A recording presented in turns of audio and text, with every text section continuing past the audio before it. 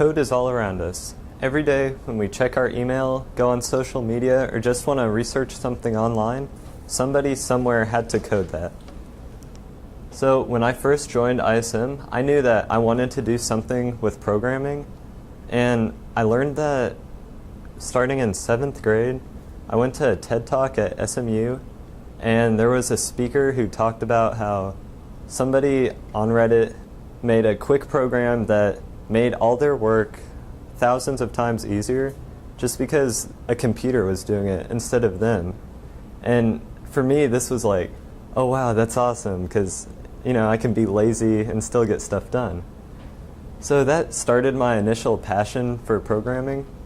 And then just last year, I took my first programming course, which was pre-AP computer science. And we learned some Java there, but it really caught on quickly. Like, it all made sense to me, just how you have to write the code in a certain order, and the computer goes through it, and it just spits out the proper results. So I loved that, and I wanted to continue it this year. So in ISM, I just knew I had to do programming. So then I narrowed that down a little, and I realized that I wanted to be a maker. I wanted to create something that people could use. I also wanted to solve problems and just sort of make a difference in the world through code. So that led me to application software development. And that has kind of shifted from initially that to web development, just based off of where I went, but that's later. And just overall with code, I found this quote by Elon Musk pretty inspiring, and it is, when Henry Ford made cheap, reliable cars, people said, nah, what's wrong with the horse? But he just made that bet and it worked out for him. And this sort of, I relate it to code because, there's already a bunch of great stuff out there. The world kind of goes on. But if you look at it and you try and find something to fix, it's important to take that opportunity, which is what I got out of that quote. So initially, I just knew one language, it was Java. And through pretty much all of my interviews with professionals, I wanted to know how I could improve, and a lot of them told me that I didn't really need a formal education. So some even said I didn't need to go to college at all, which, interesting, but kind of made sense because experience, that's like the number one thing when programming, because that teaches you how to think. And also Google, those two things contribute most to where you can go as a developer. So experience, that comes from pursuing a project, contributing to open source, and working at a job. And I learned that from Miss Ludi at UNT when we went down there as an ISM class. And so with experience, you just have to be doing code, but if you don't know how to write code, that's where things like Google Stack Overflow come in. And if you can think about any problem, it's somewhere on the internet, which is awesome. I've used Stack Overflow so far to do everything, because I don't know what I'm really doing, honestly. But with that basic knowledge, I started making websites, because that's kind of where I wanted to start taking my developing career. So I came up with an interest. Some of my friends made a basketball team called the Splash Bros, and I decided it'd be fun to make them like a website to just showcase their wins, some photos of them. And I just started off with that basic site up there. It's a very static site, nothing moves around, no changes. But I got to practice HTML and CSS while doing this, and those are just the core languages for web development. HTML, it gives you all the text and everything, and CSS makes it all pretty, like the red buttons up there. Can't do that in HTML. And then at another mentor visit, I went to Mr. Grefschmel's office at MoneyGram, and that's just down the road. It's similar to PayPal, but I went to the developer section, and I noticed that the workplaces were like this, and that's how I've always imagined like a developer area, just nice and open, people could talk and collaborate. And I asked him about it, and he said that at MoneyGram they do agile development versus the traditional waterfall method.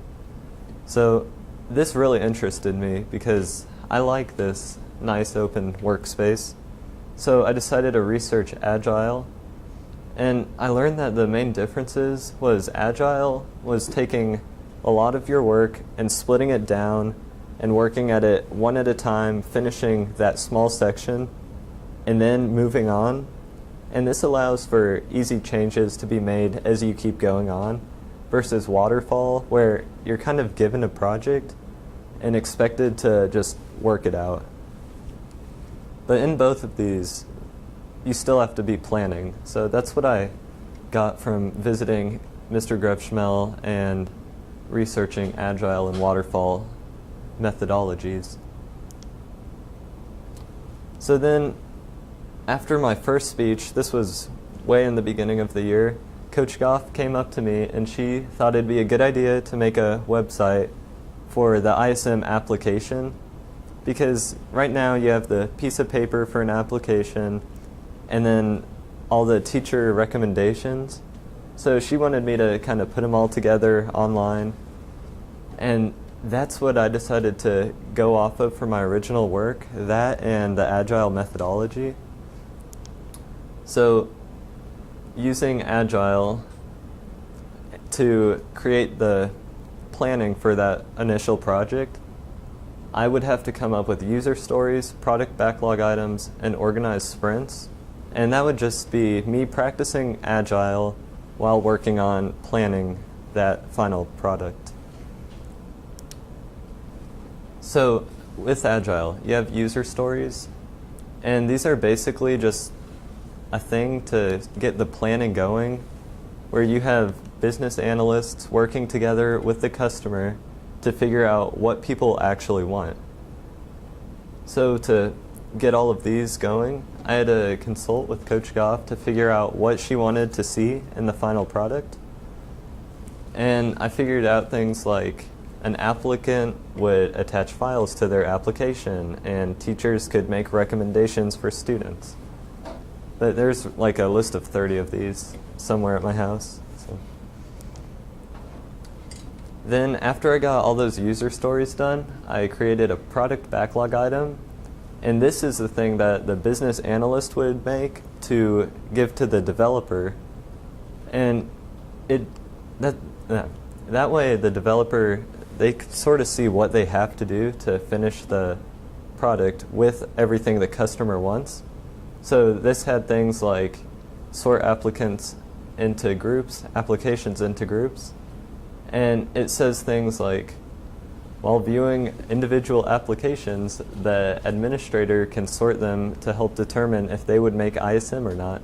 And you give it a value and an effort level, and those are sort of arbitrary numbers, but they help organize what needs to be done.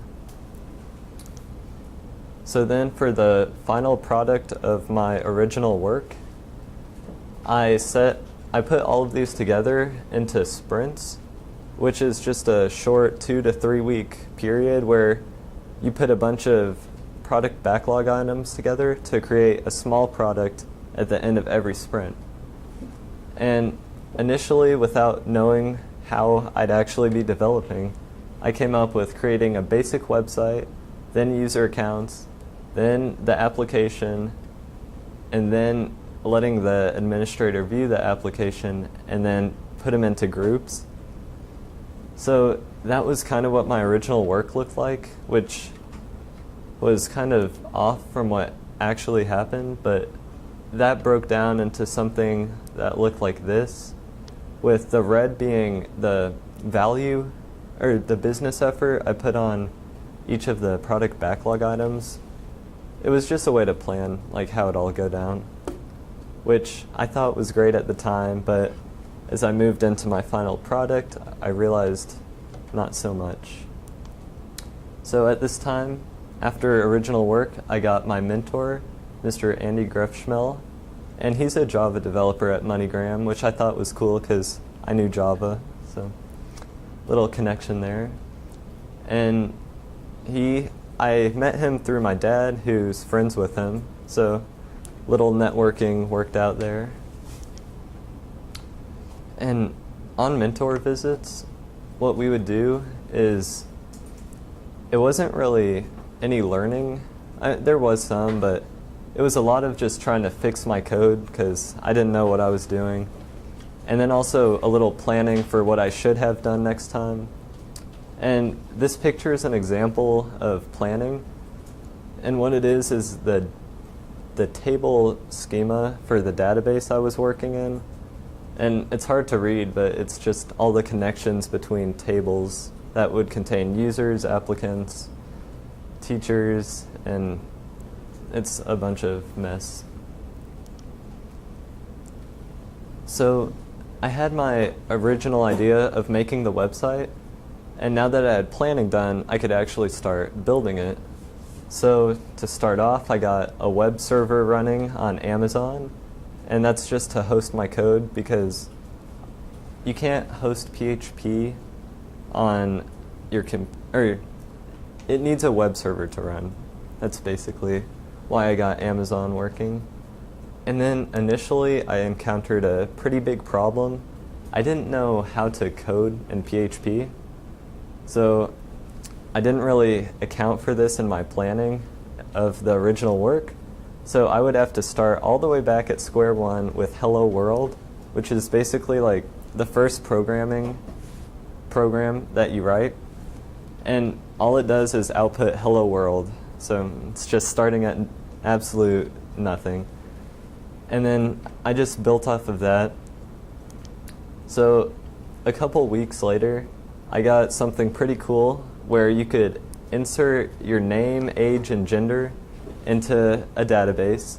And then I made a little search engine type of thing where you could search for a term, and then it would pop out what it found. So it sounds pretty basic, but this is like kind of what my whole project would have gone off of, or is going off of, because you have posting data, reading data, and querying or searching data from a database, which when you just modify what you're looking for, you can come up with the entire project.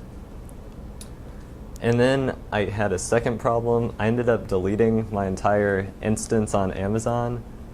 So I didn't have backups of the databases, so I kind of had to start all the way over, which sucked, but I still had the knowledge I gained initially, which was nice. And then I worked off of that, and I set up backups now, so if that happens again, it's not a big deal. But I created user accounts now, which is cool because this is like the first real step in my final product. And here you can kind of see the input that it's looking for, so like name, email, phone, password, and all of that kind of stuff. And then also account type, so you have student account, teacher account, and then more info depending on which account you make. And then up there, it's kind of showing like when you log in, what happens. And then with that account created, I started making applications that tie in with the user ID. So you have a bunch of different tables, like a user table here and an application table here, and you have to tie them together. You don't want one big table with all your information in. So as I was making my applications, I had to learn about foreign keys and MySQL, a bunch of hard stuff, but just picked up on it. And eventually I made an application kind of thing where I could edit and make changes and then save that again. So this was kind of like, oh wow, okay, I'm pretty close to getting finished. And because I had user accounts, I could make changes to my application, save it all. So that was a really cool point. And right now, I'm almost done. I have a couple more things which sound like a lot, but it's not because I have a lot of knowledge now. But I have to connect the teacher recommendations to the applications and then sort of set up what a teacher's webpage should look like.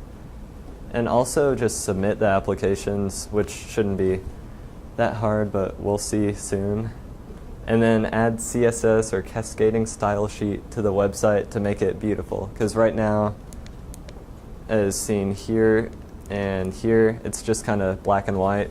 But that comes last because I just need the skeleton before I make it beautiful. So the demonstration, I don't have it right now because it's not done, but I'd quickly just walk through what this site's going to have, what it looks like as a teacher, a student, and also the administrator. So little demonstration would go here. And then future plans for my site. So once I actually get it all working and it's all super cool, I'll add more functions to it. So an administrator could create multiple applications for different organizations. So instead of this just being an ISM site, you could expand it to like NHS and HOSA. And you could, and later I'll also allow users to apply for different organizations. And I'll take all of this and start, hopefully over summer, being able to distribute it to like different schools, organizations around the area and get a business started or something. So that's the goal I have over summer. So any questions regarding that? No? And thank you. Thank you, my mentor, also. So that's all. Yeah, I will.